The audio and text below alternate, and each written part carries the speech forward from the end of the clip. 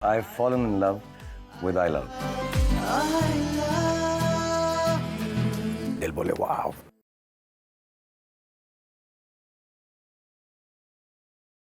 दोस्तों नमस्कार। हिंदी साहित्य की जानी मानी लेखिका मालिनी जी, जिन्हें कई पुरस्कारों से नवाजा गया है, वो आज कई सालों बाद अपने जन्म स्थान लौट आई हैं। काम, क्रोध, लोभ, मोह के चक्रव्यूह में फंसकर इंसान किस तरह अपने जीवन को दुखमय बनाता है, इसका वर्णन उन्होंने अपने नॉवेल रुद्र का सिंहासन में किया है। मैं आपका अभिनंदन करता हूँ। आपने हमारे प्यार भरे आमंत्रण को स्वीकार कर अपना कीमती समय निकाला, इसके लिए हम आपके आभारी हैं। हम चाहते हैं कि आप 2 शब्द कहें।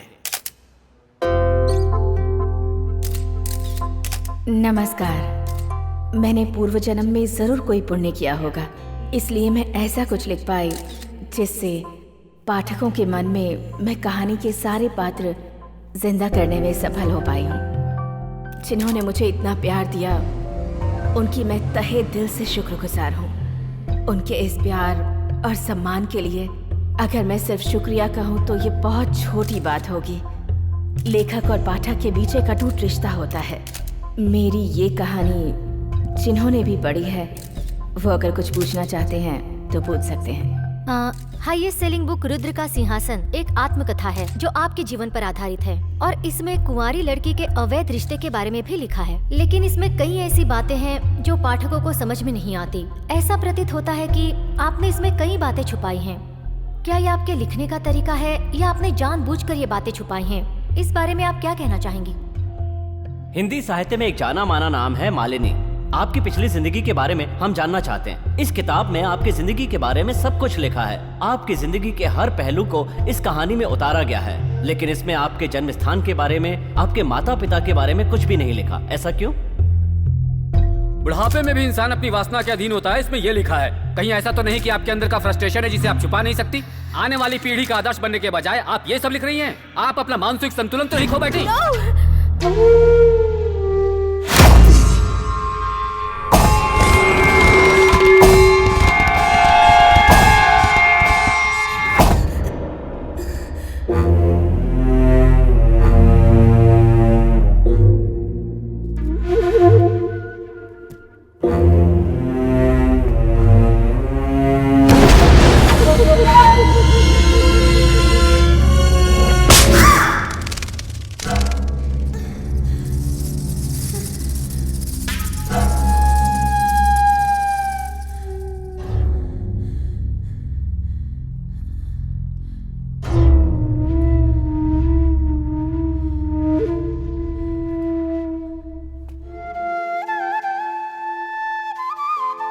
सर्वोपमा द्रव्यसमुच्चयेन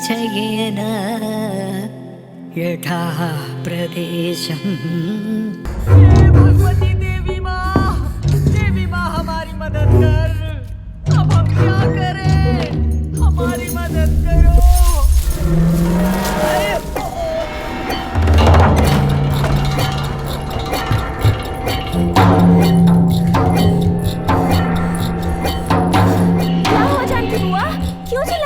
छोटी मालकिन, अभिमन्यु पागल हो गया है। उसने महावत के सबको मार डाला है। दूसरा महावत उसे बचाने आया तो उसकी भी जान।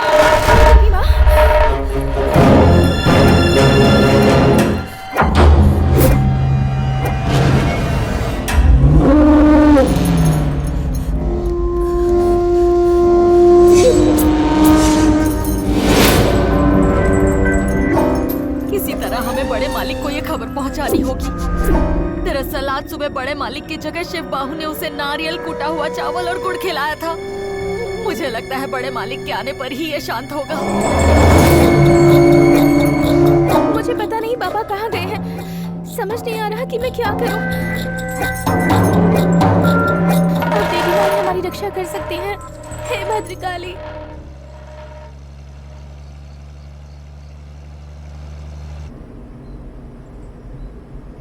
मालिक, आप सो गए क्या? हाँ, पता नहीं क्यों शिवबाहु, कल रात से ही मेरे मन में अजीब सी चिंता है। मानिकपुर की भद्रकाली माँ ऐसा लग रहा है मेरे सीने पर नाच रही हैं। मालिक, आपके सीने पर नाचने वाली माँ भद्रकाली नहीं है, वो तो सुनैना है जो आपका चैन छीन रही है। अब तो मेरी बस एक ही इच्छा है कि आप हमेशा खुश रहें, क्योंकि ये जिंदगी आप ही की देन है। मुझे जो सम्मान मिला है, जो प्यार मिला है, वो आप ही से मिला है। जो मालिक के लिए सही है वही मेरे लिए भी सही है। मालिक के सारे राज मेरी आखिरी सांस के साथ ही खत्म हो जाएंगे, ऐसे में कसम खाता हूँ। शिव बाहू जी, मेरे लिए माँ ने ही तुम्हें भेजा है। अम्बे। मानिकपुर की माँ भद्रकाली ने। माँ को सिर्फ प्रसाद चढ़ाना काफी नहीं होता, आत्मा का जुड़ना जरूरी है। तुम्हारा स्नेह भी ऐसा ही है। क्या हुआ शिव बाहू? देखता हूँ। कोई खराबी आ गई?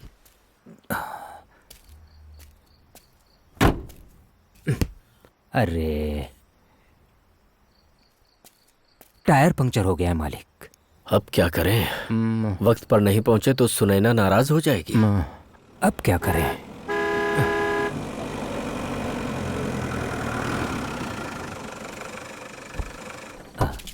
अभिमन्यु पागल हो गया है। मालिक, अभिमन्यु पागल हो गया है। हे भद्रकाली माँ, रक्षा करो।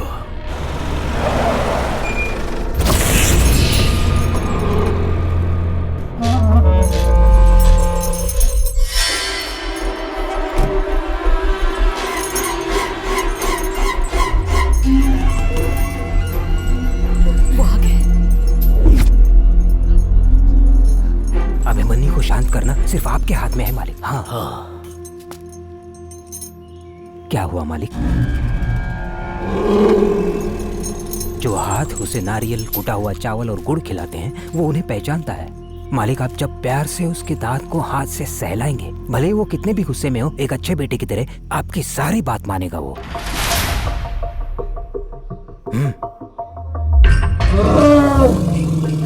जाइए।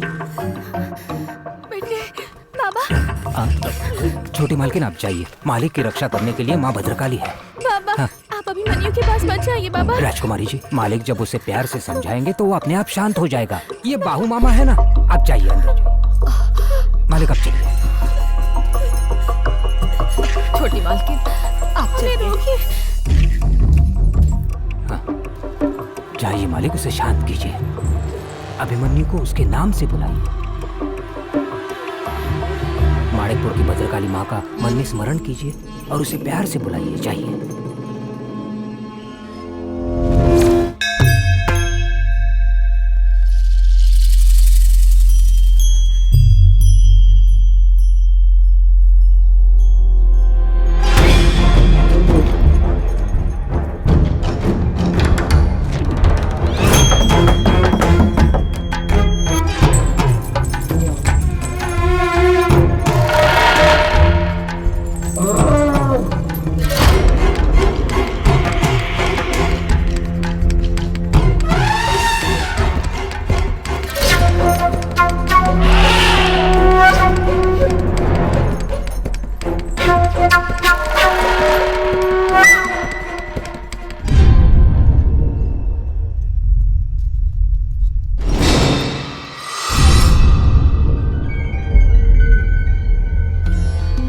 अभिमन्यु, क्या है ये?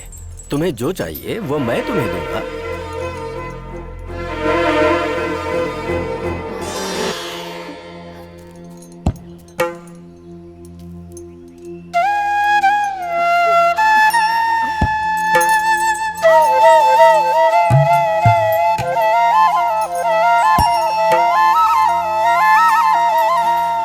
तुमने सब कुछ ठीक कर दिया माँ।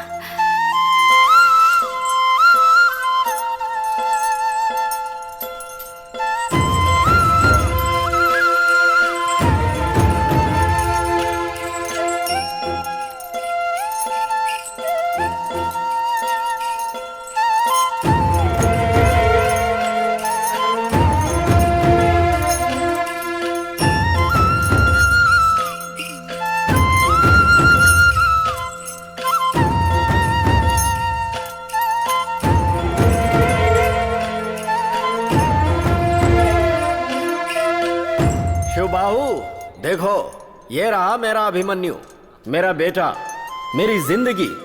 तुमने बिल्कुल सही कहा था, ये सिर्फ मेरी बात सुनता है। सुनो, अब मैं तुम्हें उस खूंटे से बांध देता हूं। जिससे कि तुम सुरक्षित रहो। मैं जानता हूँ मेरा अभिमन्यु बहुत अच्छा है। रक्षा करना माँ भद्रकाली। हाँ, ये क्या है? खूंटा तो उखड़ा पड़ा है।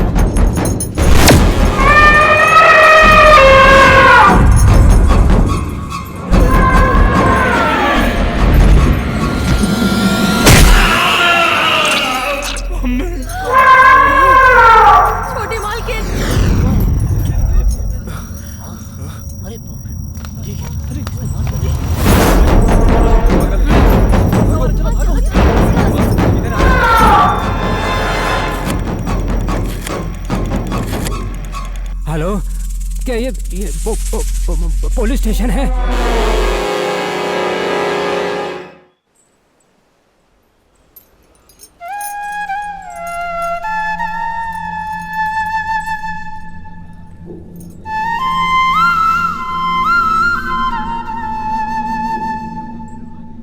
छोटी मालकिन, आंखें खोलिए छोटी मालकिन।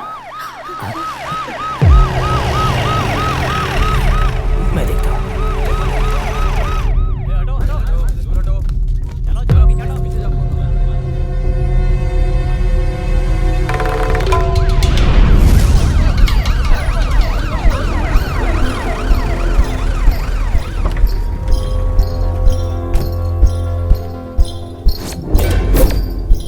साहब, हमारे ज्योतिषी ने कई बार कहा था कि यह हाथी राज परिवार के लिए खतरा है, इसे जंगल में छोड़ आओ। और देखो, आज वही हुआ जिसका डर था। इसने 3 लोगों को जान से मार डाला है साहब। यह हाथी पागल हो गया, आप इसे मार डालिए।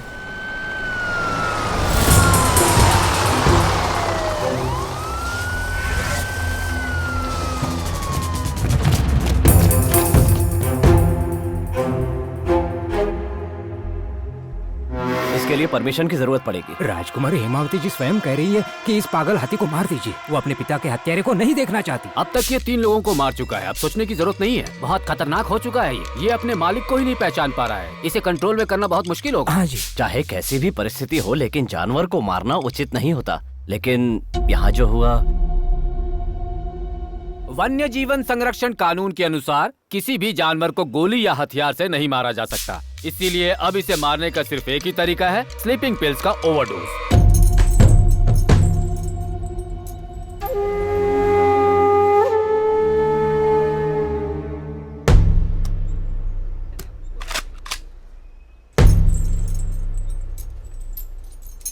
मानिकपुर राजघराने का हाथी, जिसका नाम अभिमन्यु है, वो आज के दिन गुस्से में पागल हुआ और उसने महावत केशव, दूसरे महावत मणिकुमार और उनके मालिक मानिकपुर राजघराने के वंशज महाराज विष्णुकंठ राज के पुत्र नीलकंठ राज को बड़ी क्रूरता से मार डाला।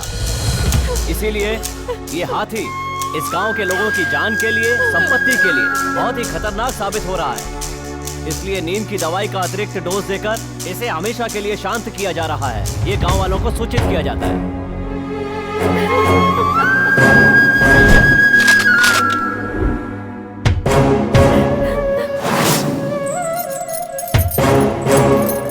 रेडी? 9, 8, 7, 6, 5, 4, 3, 2.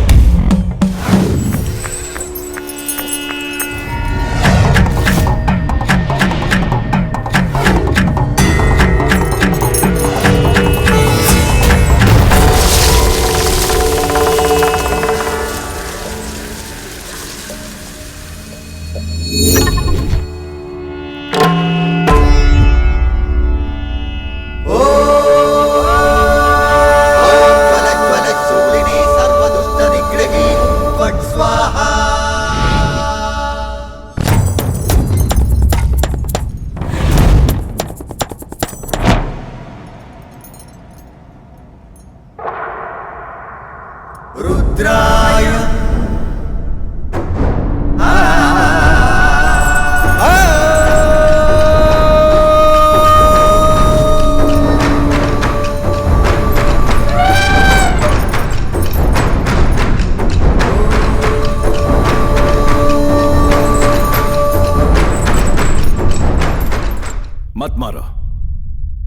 हमें किसी की भी जान लेने का अधिकार नहीं है।